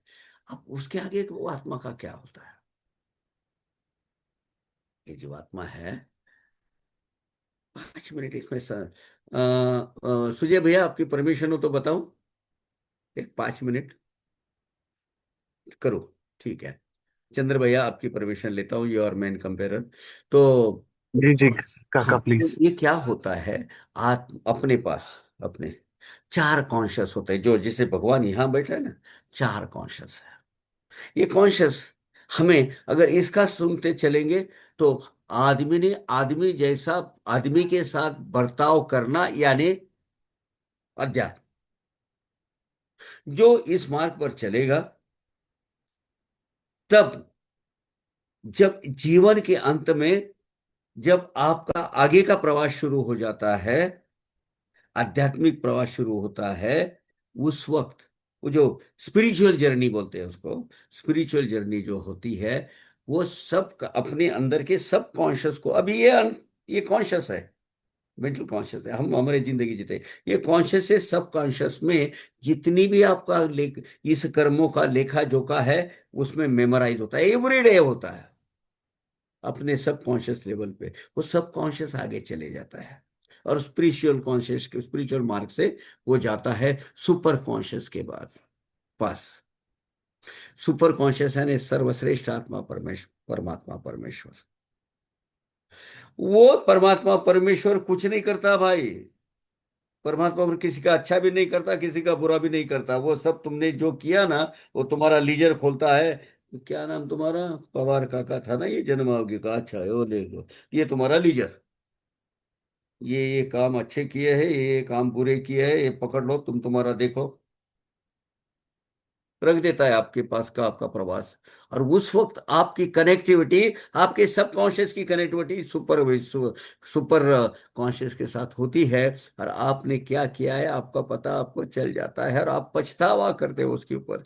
यार ये ऐसा मैं नहीं करता, कितना बुरा काम करके रखा है मैंने। विवेक मेरा खो गया, मैंने मैंने अंदर के बैठे हुए परमेश्वर का सुना नहीं। गिल्ट महसूस करता है। फिर वो सामने भगवान पूछते हैं, जो सुपर कॉन्शियस के रूप में बैठे, पूछते हैं अब क्या करना है? ये तो खत्म करना है भैया तेरा। ये इतने प्लस हो गए, इतने माइनस हो गए। ये देख, तेरे तेरे सामने रख देता हूं, तू चुन ले आगे तेरा प्रवास कैसा करना है। बहुत कम भक्तगण ऐसे होते हैं, बहुत कम जीवात्मा ऐसे होते हैं इमीडिएटली दूसरे देह में प्रवेश करते हैं। बाकी के लोगों का नहीं होता है। वो जरा वेटिंग पीरियड होता है, त्रिशंकु अवस्था में रहते हैं। ये अपना आकाशिक रिकॉर्ड, इसको आकाशिक रिकॉर्ड बोलते हैं। वो देखते रहते हैं, यार मैंने क्या क्या किया, अनंत जन्म देखा, सब यहाँ लिखा हुआ है। अब चलो इस जन्म में हम चुन लेते हैं, इतने इतने सफरिंग हम देख चुनते हैं। ये सफरिंग चुनते हैं, और फिर क्या होता है, उतने तो इस जन्म में कम करेंगे। और बाद में बोलते हैं भगवान के पास, भगवान मैं तैयार हूं, ये मैं इस जन्म में भुगतूंगा। आप ये मत बोलना कि किस माँ के कोख से कब कैसे क्या पैदा होना है, अभी आपको पता नहीं, क्योंकि you are disconnected from your own ledger, own account. क्योंकि you have chosen your sufferings और योर गुड थिंग्स। ये यहां पर लिख के आ गया माथे की लकीरों पे, और आपको फिर से इस जगत में भेजा गया। Now who has chosen this life? You. जब आपके चेतन अवस्था सर्वश्रेष्ठ चैतन्य शक्ति के साथ आप जुड़ गए, तब आपको पता चला आपने क्या किया है। So you have decided this type जीवन प्रणाली। तो क्या होगा? अब कोसो मत किसी को। This is your creation, your choose. कौन सी माँ की गोद में, कौन से परिस्थिति में, किस जगत में, स्टार के कौन सी अवस्था में, प्लेनेट कहाँ कहाँ है, वो कुंडलिनी के 12 चक्र में कौन से अवस्था में कहाँ है, वहां पर ये। It is your creation. Now start blaming others. It is your choice, you have done it. अब जब क्या होता है मालूम है? हाँ, अब आपने एक बार तो ये चूज लिया, यहां आने के बाद बड़ी तकलीफें होने लगी। आपका सबकॉन्शियस भक्ति के माध्यम से सुपर कॉन्शियस को जोड़ देता है, and you can alter your own commitment जो आप करके आए हो वहां। किसके माध्यम से? अपने भक्ति के माध्यम से अपना सबकॉन्शियस जागृत कराओ, परमात्मा से मिलो, और परमात्मा से बोलो कि यार ये जरा थोड़ा सा मुझे अल्टर करना है, या तो फिर क्या करो, मुझे ऐसी शक्ति दे दो। मेरे जो गाइडिंग फोर्स है, मेरे जो प्रोटेक्टिव शक्ति है, उनसे मेरी बात कराओ। वो बात करते हैं बाबा से। डॉक्टर पिल्ले का क्या हुआ? बाबा मैं जानता हूँ ये सब मेरा कार्य है, मेरा, मुझे मेरी भुगत है, मेरा सफरिंग है, मैंने चुना है। आप उसके लिए नहीं हो जिम्मेवार। लेकिन अब मेरे से बर्दाश्त नहीं होता, ये यह नहीं होता है। नहीं, मुझे छुटकारा दे दो। मुझे मालूम है मैं अगले 10 जन्म लेने के लिए तैयार हूँ सफरिंग करने के लिए, क्योंकि मेरी मेरी खुद की क्रिएटिविटी है। 10 जन्म आगे के लोगों, लेकिन अभी मुझे मुक्ति दे दो। बाबा ने क्या संदेशा भेजा? लेके आओ उसको इधर। बिठाया। क्या 10 जन्म का बात करता है? काय को चाहिए 10 जन्म? 10 दिन का भोग बाकी है बस। आज तुझसे नहीं होता है, कोई बात नहीं, अभी एक कौवा आएगा, चोंच मारेगा, वो आपको मालूम है कथा, वो देखी जाएगा। अगर तुझसे नहीं होता तो अपन मिल बांट के सहन करेंगे उसको। अपनी संरक्षण शक्ति, अपनी अपना गाइडिंग फोर्स खुद अपने सर पे लेता है, और मिल बांट कर भोगेंगे बोलता है। बाबा को क्या कोई कर्म है, कर्म भोग है और कर्म फल है? लेकिन अपने भक्तों के खातिर अपनी जो गाइडिंग एंजल है, वो अपने को, हाँ, लेकिन ये साई शक्ति कुछ दर्द कम करेगी, कुछ तेरे सक क्या, कुछ अपने सर पे लेगी, कुछ तेरे सर रहेगा। अभी हमारे जो इस जो सत्संग है, वो सत्संग के प्रणेता यहाँ बैठे हैं। लास्ट 3 महीने से वो इसमें से गुजर रहे हैं। कितने दर्द बाबा ने, हर रोज उनका वो पढ़ता हूं मैं। हर एक बार वो गाइडिंग फोर्स है ना, उनके दिखाए हुए रास्ते पर वो जीवात्मा परमात्मा प्रगत आत्मा वो चल रहा है। वो जो सुजय भैया, देखो, प्रगति देखो। सब कुछ अच्छा काम करोगे वो जाया नहीं जाता, गाइडिंग फोर्स ऑफ उसमें से। अरे, मृत्यु के काल से खींचकर अपने सामने लाया है ना उनको, तो आप सब गवाह हो। तो ये जो ना भक्ति के माध्यम से, ये जो मेमोरी है ना, मेमोरी के अंदर जो रिकॉर्डिंग हो रहा है, पहले तो उसको गलत रिकॉर्डिंग मत होने दो। इसको पूछो सब कुछ काम, इसको पूछ के करो। ये है आत्मा का प्रवास। इसको जल्दी से जल्दी अपने निपटारा पाना है, तो कम के कम, बहुत कम समय में, कम जन्म में आपको मुक्ति मिल सकती है भैया। ओम साई राम। आज के लिए इतना काफी है। आप इस पर टीका टिप्पणी कर सकते हो, अपना अनुभव दे सकते हो। ये सत्संग है, आगे लिखा है। मुझे एक्चुअली वहां वो नोट पे खत्म करना था, लेकिन अगले इसमें देखिए, सत्संग, सत्संग करने की यही एक निशानी, यु वृत्ति हो जाए समाधानी, नाना स्थानों पर बसता मन यही, क्या कह, क्या वो कहलाएंगे, कहलावे प्रभु लीन। तो सत्संग क्या है? आगे, अंतहा होकर पूर्ण सावधान श्रोता, भावपूर्वक करे श्रवण निरूपण कर, कहते ये श्री साई नाथ श्रवण, भक्ति प्रवण मन में जाए। ये आगे ले लेंगे अपन अभी, तब तक के लिए आज्ञा दीजिएगा सुजय भैया। Om Sai Ram. I am so proud, so happy to see you in this satsang. Om Sai, Om बोलिए। साई राम काका। Hmm. Firstly thank you so much for explaining each and everything very deeply काका। हम्म। काका आज हम ऑलरेडी टाइम से 15 मिनट ज्यादा हैं, तो क्वेश्चन कोई आंसर बात का नहीं, और सेशन पंद्रह जो मिनट है। ले लेंगे। अच्छा, हम्म। अगर ले लेंगे तो मेरे पास पहले दो क्वेश्चन हैं। हाँ, पूछ लीजिए। 10 बजे पहला तक ले क्वेश्चन, लेते हैं। अच्छा ठीक है काका, कोई नहीं, आज 10 बजे तक चलते हैं। तो काका पहला जो क्वेश्चन है वो ये है कि बाबा को शिरडी में मंदिर में जो मुकुट पहनाते हैं, हम्म। जैसे मैंने जो नोटिस किया है वो आरती के वक्त मुकुट पहनाते हैं बाबा को। आरती जैसे ही फिर खत्म होती है तो फिर मुकुट उतार के बाबा का जो अ, भोग लगाते हैं और मुकुट भी उतार देते हैं। तो प्रश्न ये है कि वो मुकुट कब पहनाते हैं और क्यों पहनाते हैं, इसका क्या थोड़ा सा आप बता सकते हैं कि राजोपचार क्या है वो। सिस्टम है? बाबा को राजाधिराज योगीदार राज है, जो सर्टन राज उपचार राजा को दिए जाते हैं। भक्ति मार्ग योगी मार्ग के राजा है, तो जो मुकुट है वो राजा की क्या बोलते हैं, राज उपचार की एक निशानी है। जैसे उनका वो दंड होता है, मुकुट होता है।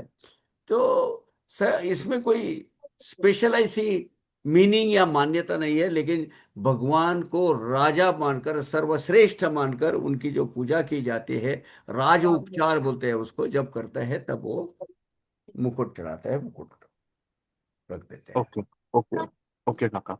हम्म। और काका दूसरा जो प्रश्न है वो ये है कि काका प्लीज एक्सप्लेन सत चित आनंद सच्चिदानंद। यही तो सब एक्सप्लेन किया अभी, और ये डिटेल में और क्या चाहिए? सत चित आनंद भगवान के ये श्रेष्ठ गुण है, ये विमल गुण बोलते हैं उनको। वैसे यश श्री औदार्य तितिक्षा श्रद्धा समाधान ये अलग है, ये उनके हैं, लेकिन ये तीन उनकी शक्तियां हैं। सत, चित और आनंद। चित यानी चैतन्य, आनंद यानी आनंद गुण जो भाव भावनाएं सब प्रकट करता है, और सद्गुण यानी प्रकट होने की जो उनकी जो शक्ति है पहली माया के साथ में, वो भगवान के तीन गुण और माया के तीन गुण। भगवान का सद्गुण, माया का तमोगुण, इससे तैयार करती है क्या? जड़ सृष्टि हो गई। दूसरा, माया का रजोगुण और भगवान का चिद गुण। चिद गुण यानी चैतन्य गुण, ये जब आ गई तो ये क्या हो गई? ये सब चैतन्य सृष्टि निर्माण हो गई। ये स्टेप्स है।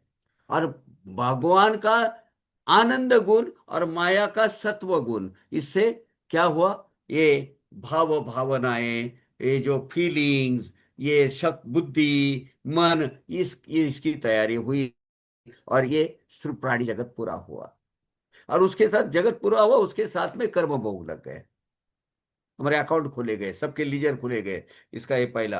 अब ये क्या क्या वैसा प्रवास करेगा, इसका कॉन्शियस अनकॉन्शियस हो जाए। अपना आज अनकॉन्शियस है। क्यों अनकॉन्शियस है? Because we are disconnected from what we have done in the past.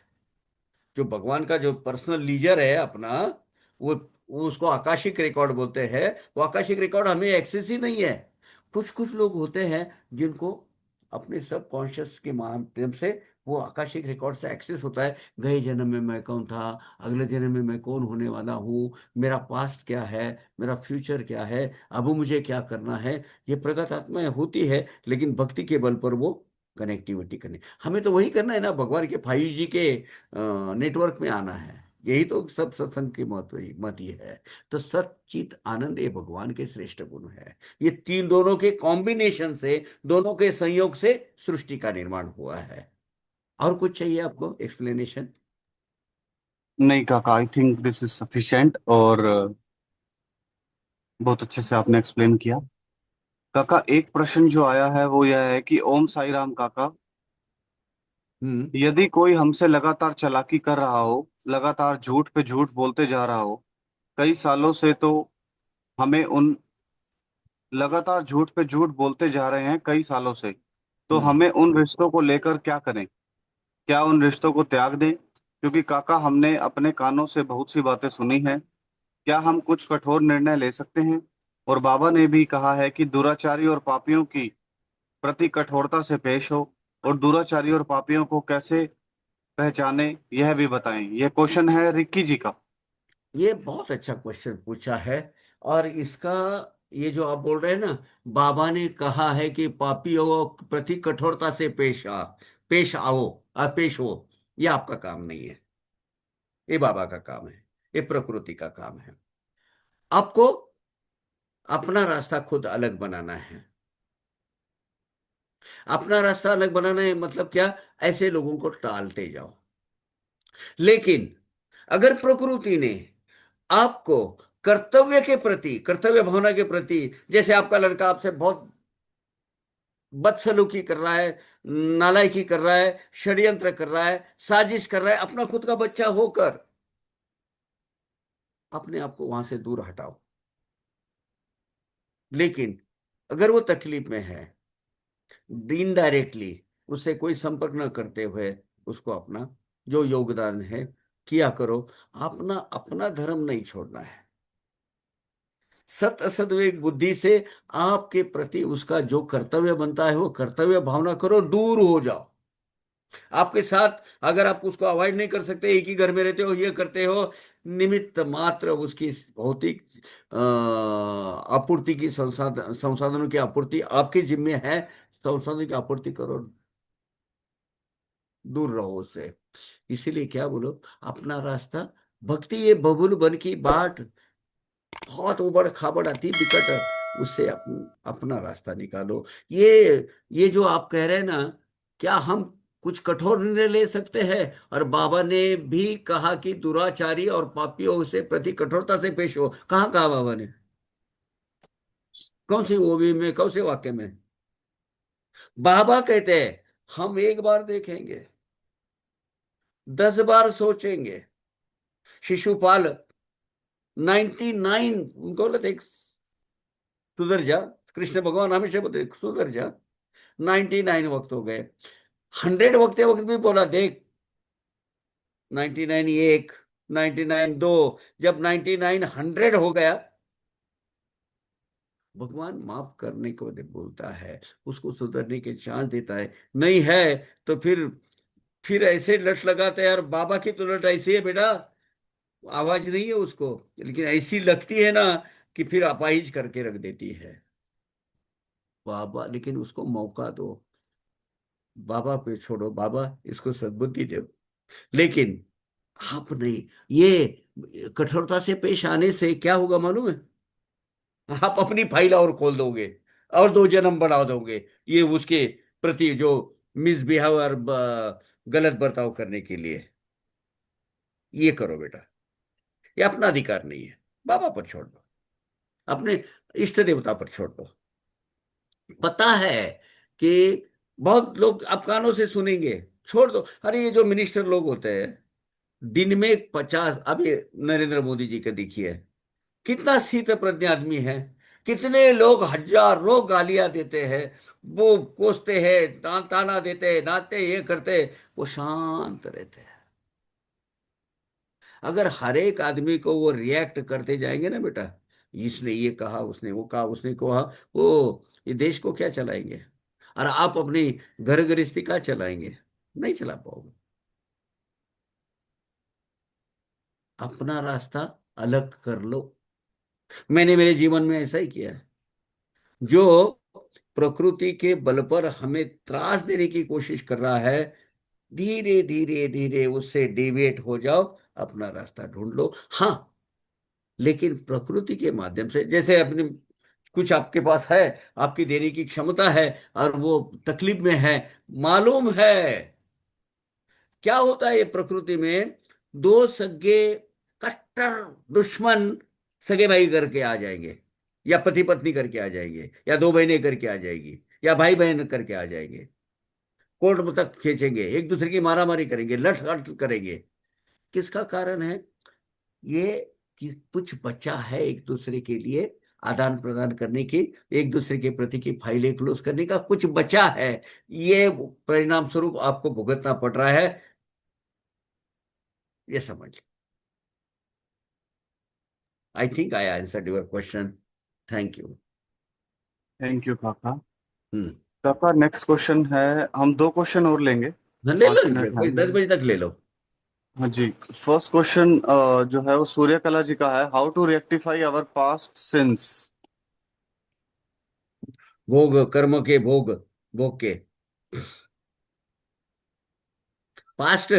Past tense बोल रही हो कि 5 जन्म के?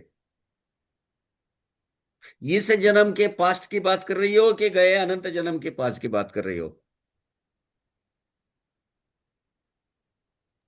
सूर्य कला जी अगर आप अवेलेबल हैं तो प्लीज आप अनम्यूट करके पूछिए। Sai Ram, because just we entered into this satsang recently. So without knowingly or unknowingly, we have done number of sins previously. In this जन्म, Not in the previous in year, this जन्म, ये जन्म में, जन्म नहीं, previous जन्म नहीं, previous years, सालों। तो प्रीवियस वही कैसा बोलता हूँ, अभी पूर्व आयुष्य में, ये जन्म के पूर्व गत आयुष्य जो अपना हुआ है, बहुत सारे अनजाने में गलती किए हैं। सच्चे दिल हाँ से, हाँ वो ओपन मुंह मन से उस जीवात्मा के पास जाओ, माफी मांगो। देख भाई, जाने अनजाने में मेरे से गलती हो गई है, उसकी तरफ अच्छा बिहेवियर करो, अपना दोस्ती का हाथ बढ़ाओ। अगर वो दूर भागता है, वो कर्म समझो। ये कोशिश ये करो कि उसके साथ आपकी जो फाइल है वो बंद हो जाए। साई सच्चरित में बहुत अच्छा बाबा का वाक्य है, ऋण, हत्या और बैर, ये कभी किसी को माफ नहीं होते हैं। किसी का ऋण है आपके ऊपर और आप भुगत चुकत चुकते नहीं कर पा रहे हो, उसके साथ जाके क्षमा मांगो। जैसे वो शेर का हुआ ना, बाबा ने बोला ये आपके देनेदार है, उसको माफ कर दो, बचा हुआ कर्जा। माफ भी करना सीखो और माफी मांगना भी सीखो। ये सबसे अच्छा ये है, उससे आपको छुटकारा मिलेगा। माफी क्षमा सबसे बड़ा धर्म है और सबसे बड़ा कर्म है, और वो भगवान को मंजूर है।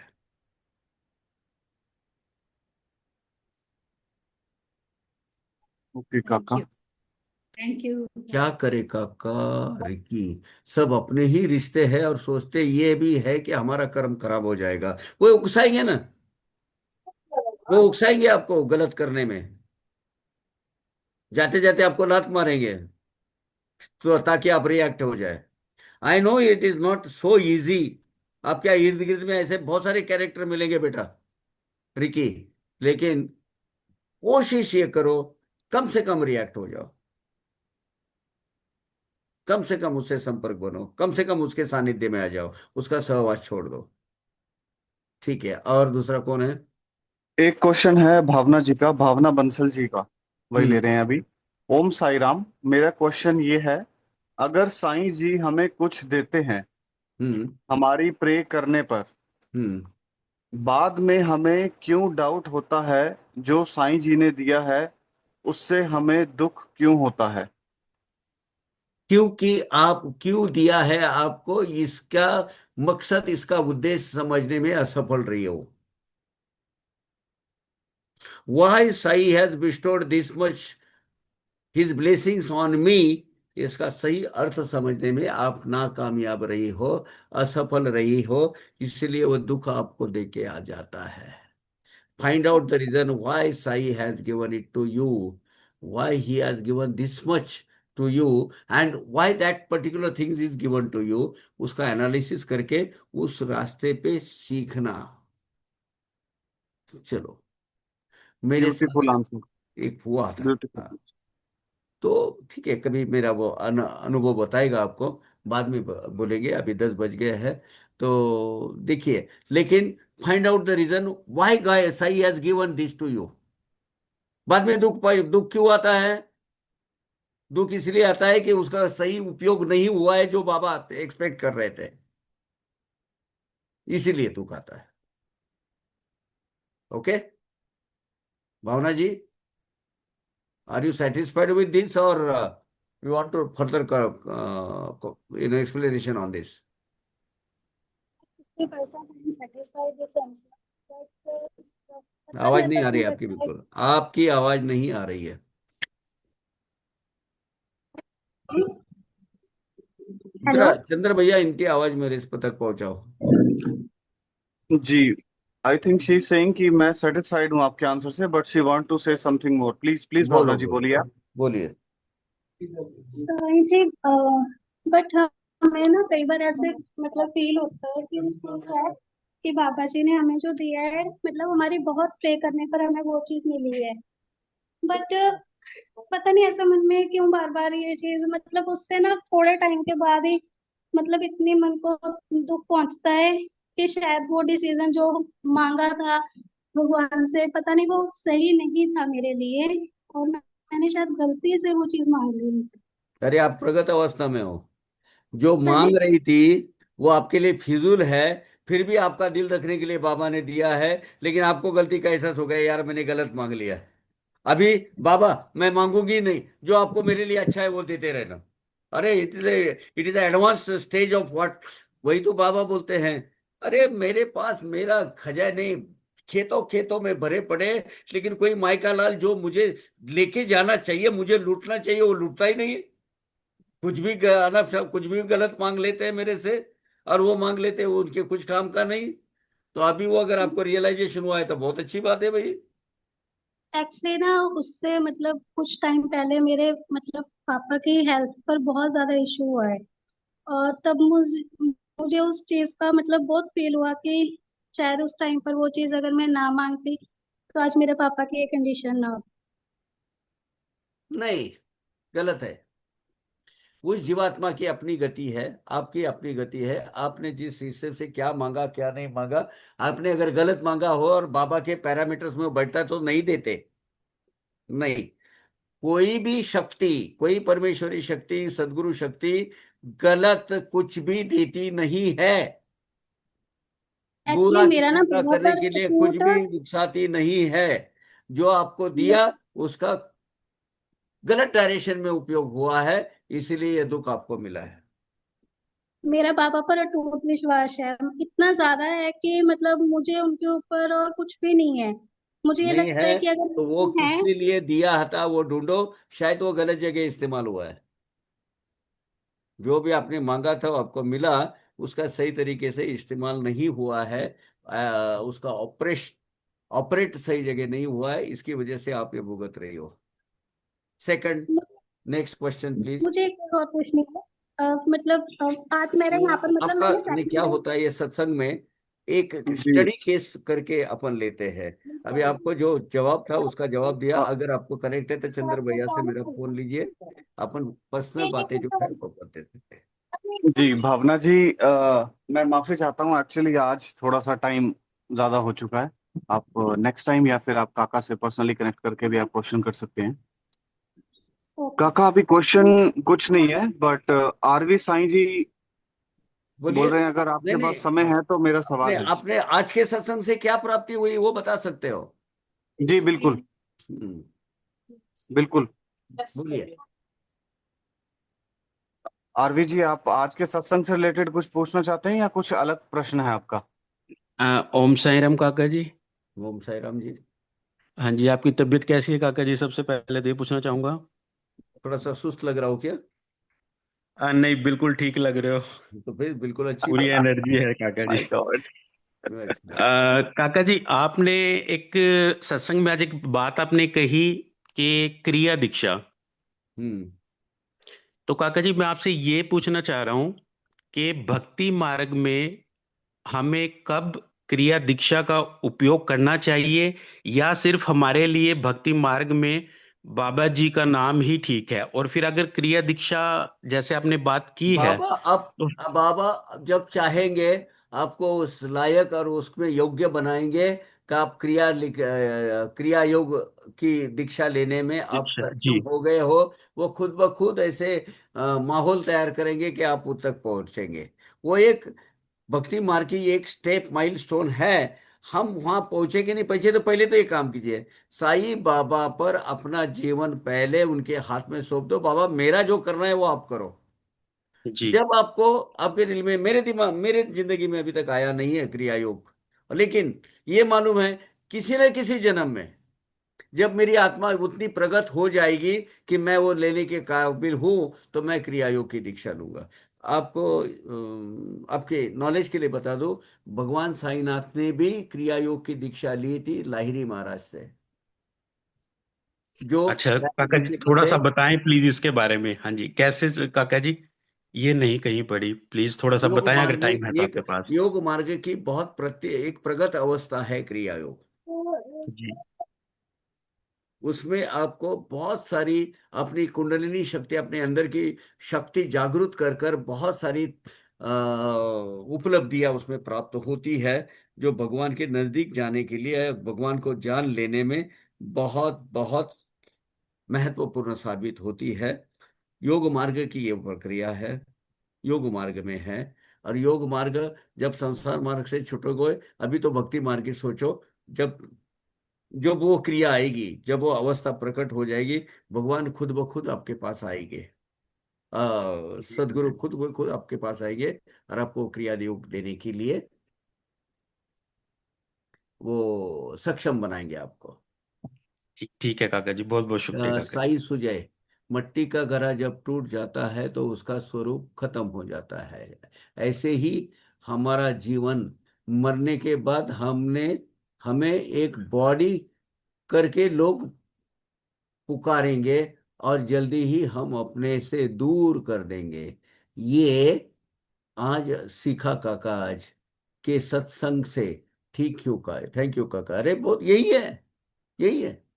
अस्तित्व खत्म हो जाता है जिस दिन आपका प्राण यह निकल जाता है। आपकी बॉडी है ना, आपका जो सुजय नाम का जो देह है ना, वो डेड बॉडी में बदल जाता है।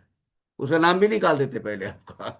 मुर्दा लाया क्या बोलते हैं, मुर्दा जलाने का है। यू आर राइट, यही तो उपलब्धि है। थैंक यू काका, थैंक यू सुजय भैया। तो शैल वी लीव। जी जी काका, और और जाने से आज पहले आज सभी को का, ओम हाँ, साई आपके राम। एक्सपर्ट कमेंट में दीजिए कि छठवां अध्याय बहुत अभ्यासपूर्ण और जी अध्याय ज्ञानवर्धक है। जी आपको काका क्या मिला? बिल्कुल। मैं काका वेट कर रहा था कि जैसे हमारी जो लास्ट वीक जो बात हुई थी कि ये अध्याय जो है इतना गहरा है, और इसकी इसमें इतना ज्यादा आपको डीपली इस चीजों को समझना है। जैसे आपने कहा कि ये नींव है आने वाले अध्यायों की। अगर हम्म। हम इसको समझते हैं तो हम आगे जो हमें सीख लेनी है और जो हमें चीजें समझनी है वो हम इसके द्वारा ही समझ सकेंगे। जैसे बच्चों के लिए हम प्ले स्कूल या नर्सरी में डाल देते हैं उनको। हाँ, ये तो बिल्कुल। सृष्टि की निर्मिति की पूरी प्रोसेस अब आज छठवें अध्याय में आज के समझ गई। जगत की, जी ये जो जगत है, जगत की सृष्टि की उत्पत्ति कैसी हुई, इसका तो रहस्य आज हमें यहाँ पता चला कि नहीं।